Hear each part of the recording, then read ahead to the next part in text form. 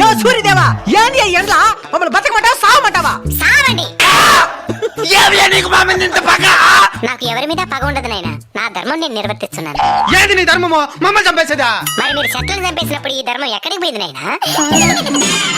అట్లా నాకు తెలుసు. ఈ ఎండకి తలకు తోట్లు పడుతున్నాయి. మీరు వాడే ఏసీల వల్ల ఓజన పరికి ఎప్పుడో తూట్లు పడింది నాయనా. ఎండ ఎక్కువగా ఉంది, ఏసీ 2 పాయింట్లు పెంచు అని అంటారు గానీ ఎండ ఎక్కువగా ఉంది 2 చెట్లు పెంచుదామని ఏ రోజైనా అనుకున్నారా? అంటే అది చెరువులు కూడా ఎండిపోతున్నాయి స్వామి. నీళ్ళుండాల్సిన చెరువులో నిలువెత్తి బోడాలుంటే ఎవరేం చేస్తారు నాయనా? అడవులు కూడా ఎండిపోతున్నాయి స్వామి. మరి అక్కడే కదా నాయనా అపార్ట్మెంట్లు కట్టాల్సిందే.